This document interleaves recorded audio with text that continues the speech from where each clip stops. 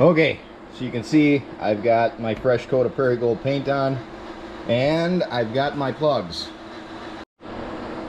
Alright, we're all sealed up and happy again. So, next step is I have to finish cleaning the valves, and then I can start reassembly on that. We can put the new rings on, we can put the pistons back together, and we can get this whole thing ready to go back onto the crankcase.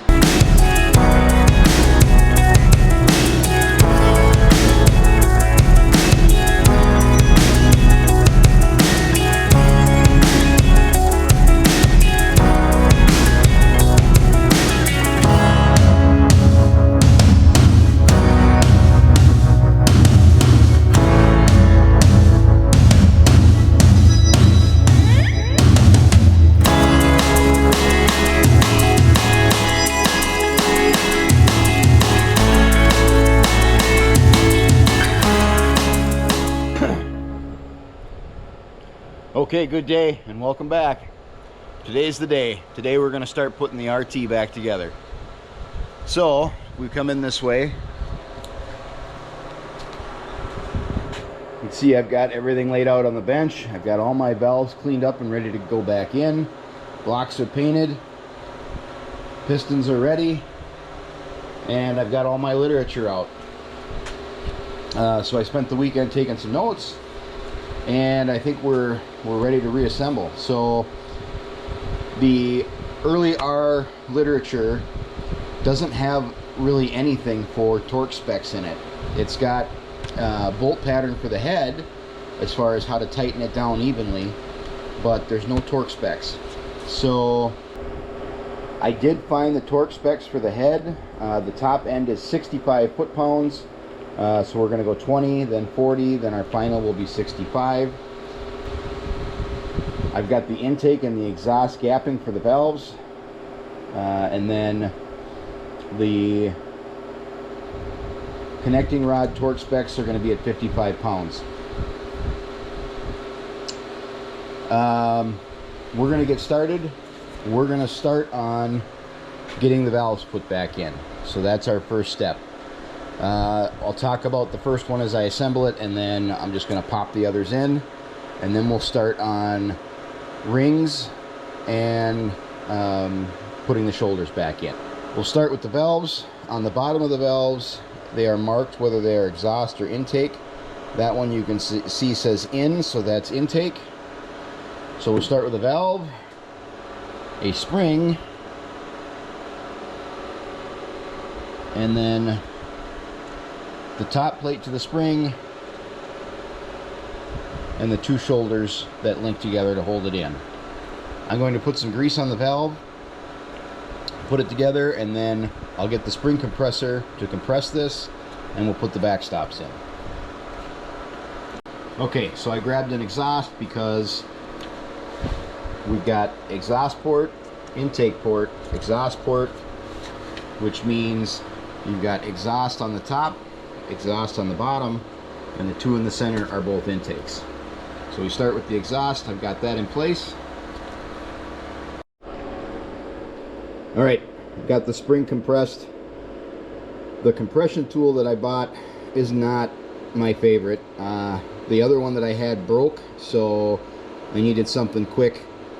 I had the C-style clamp over the top that would cinch down. I think that works way better than this thing. You can't keep enough tension on these two shoulders to be able to compress. So I had to add a C-clamp to hold that together so that I can get enough compression on the spring so that we can get it in there. But I think this will take care of it. So I'm going to slide it on there. And we should have just enough room to sneak the two half-moon clips in and then release. I can see the groove. I should be close enough to the groove that this should all tighten up. So we're going to try. Alright, I was able to get it in there. You can see both sides of the half-moon clip are there. Now I can release the clamp.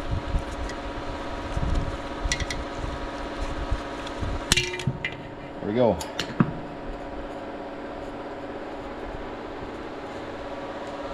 In.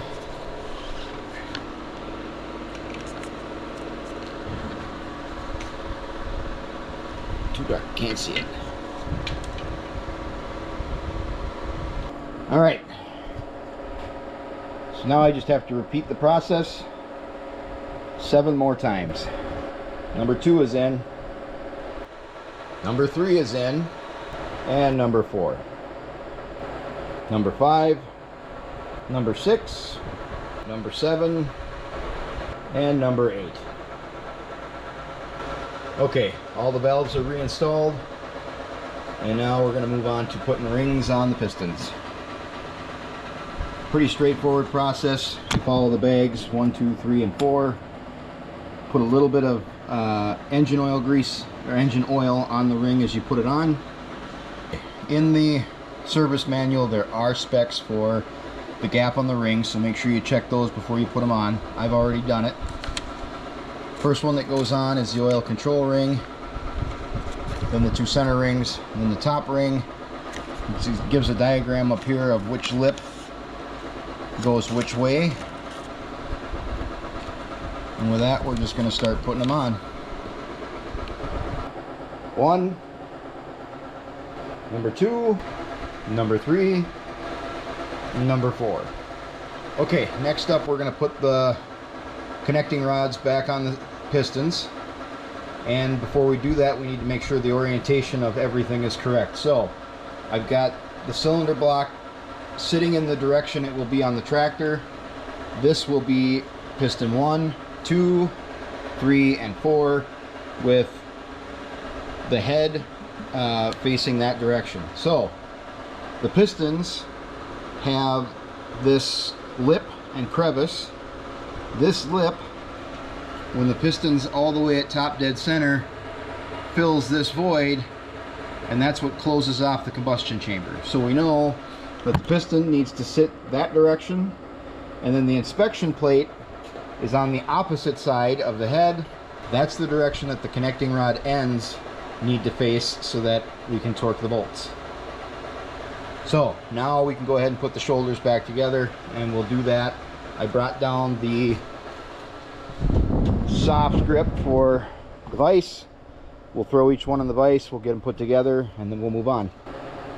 Okay, that's 1 back together, and 2, and 3, and number 4. Alright, next step, put the ring compressor on each one and start feeding them into the cylinders, which, as I mentioned before, they have to go through the bottom as there is no way to access the top.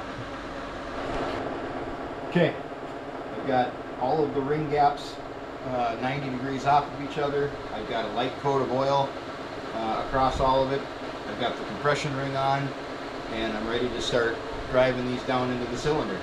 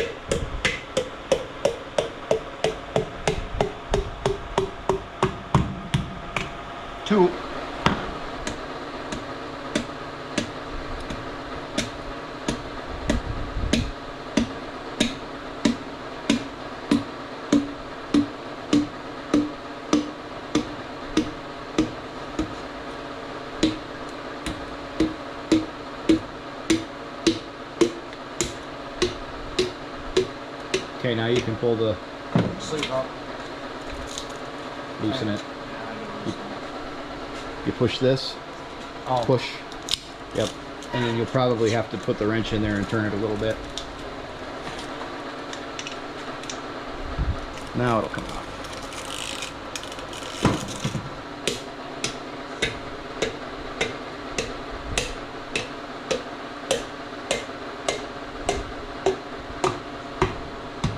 Number 3.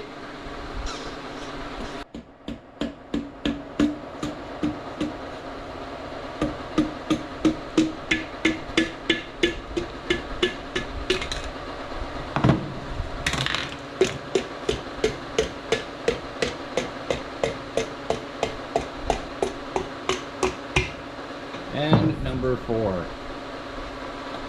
Okay. Sweet. Now that that's all back together, we actually get to crack open the gasket kit. Ed.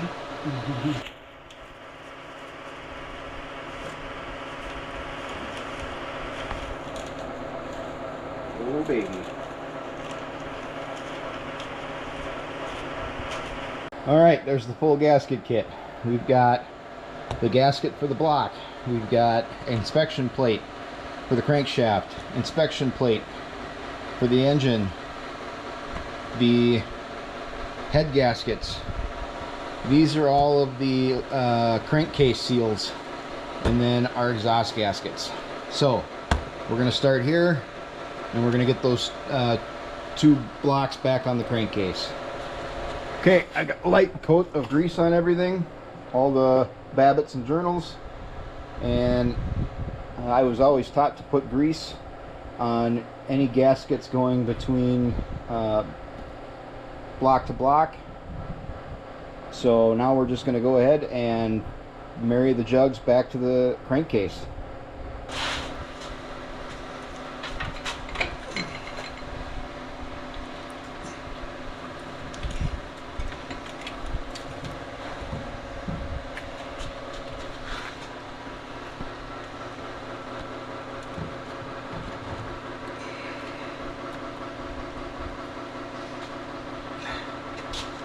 Governor got stuck underneath. I lift up, you gotta flip this forward. Okay.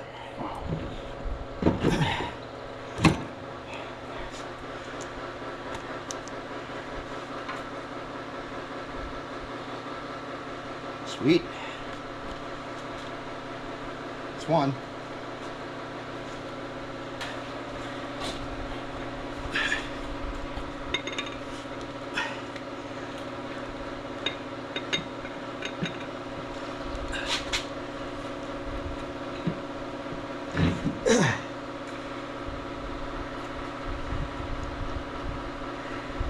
Okay.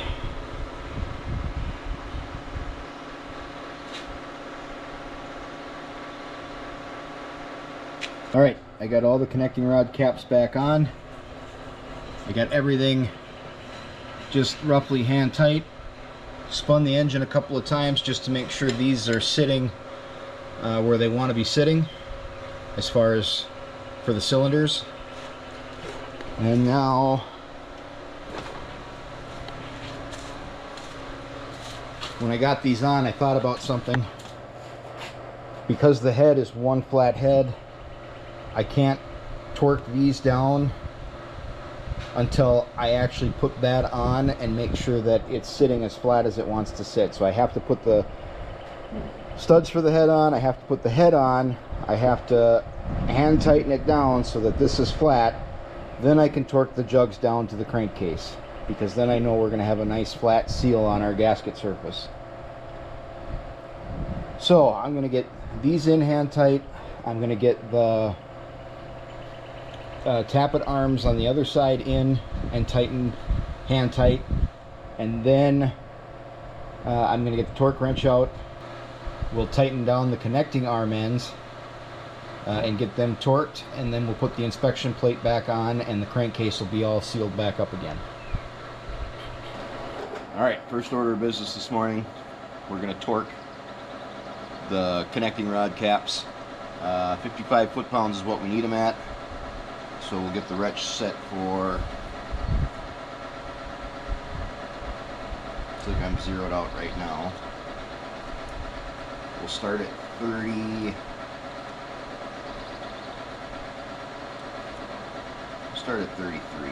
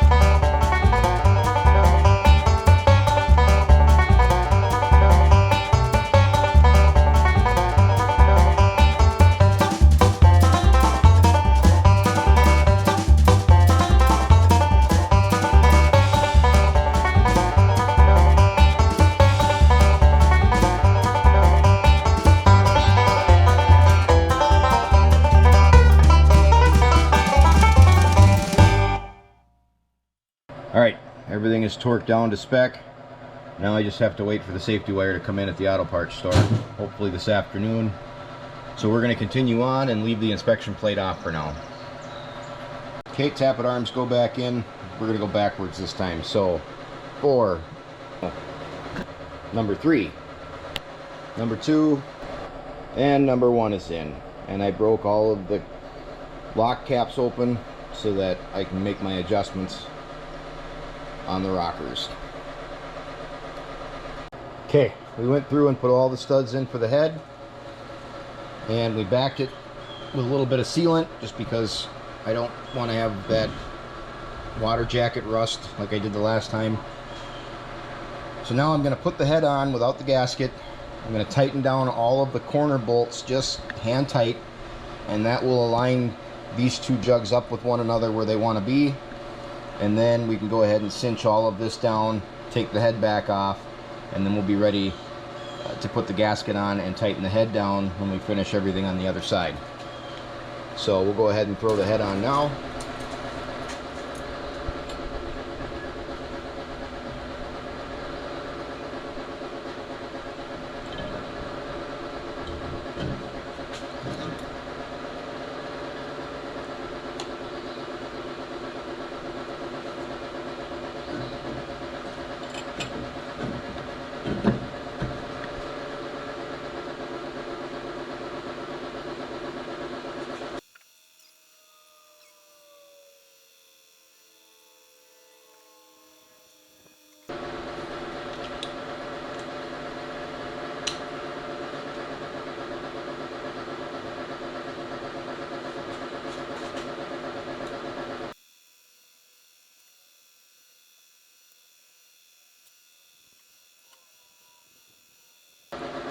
Okay, so I've already gone through, made sure that these are all loose.